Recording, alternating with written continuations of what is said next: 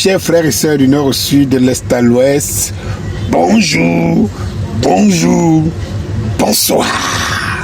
Danny Scorpio, votre humble serviteur, c'est moi. Vous savez, le conflit israélo-palestinien ne va pas nous laisser indifférents.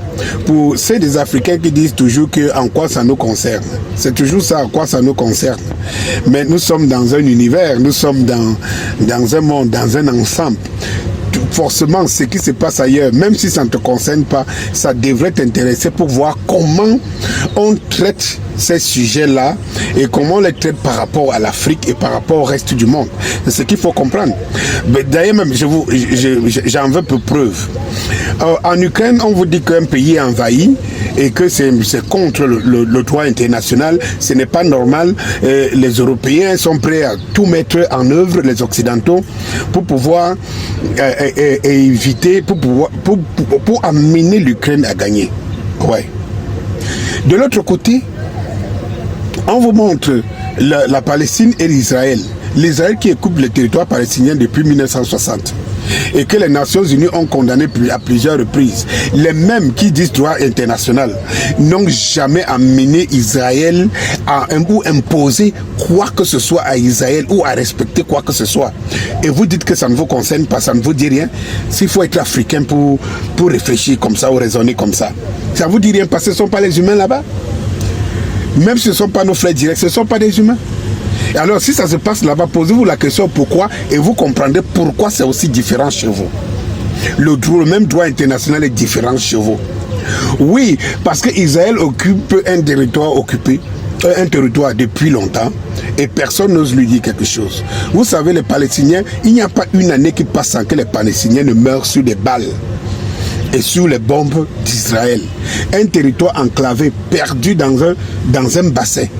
Et comme ça, où on tue les civils tous les jours. On ne traduit pas les gens à la Cour pénale internationale.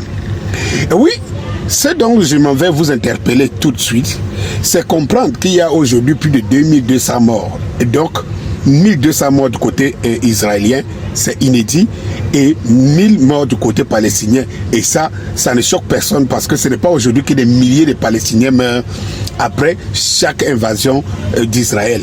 Sans que ça ne soit condamné.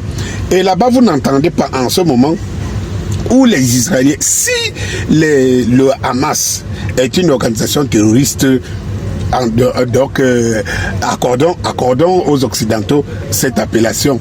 Et que une organisation terroriste peut tuer des gens, peut tuer des civils et tout, c'est condamnable et tout. Lorsque les 1000 morts que la Palestine aujourd'hui est victime, il y a combien de terroristes dedans?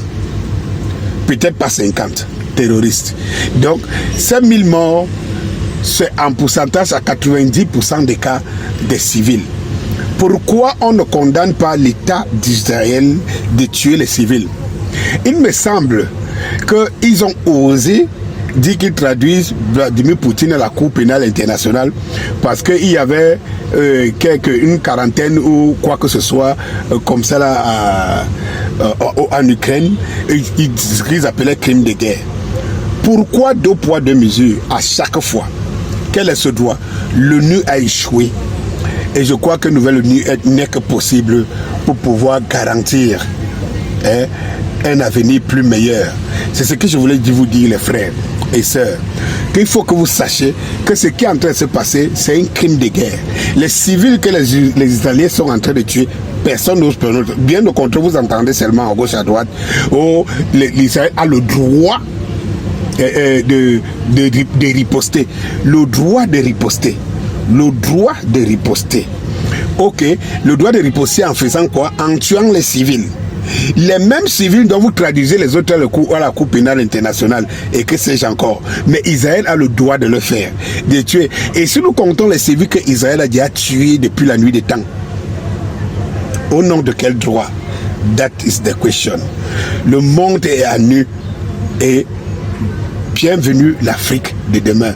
Parce que l'Afrique apprend de tout ça et se forge une idée de ce qu'on appelle les relations internationales. Bonsoir.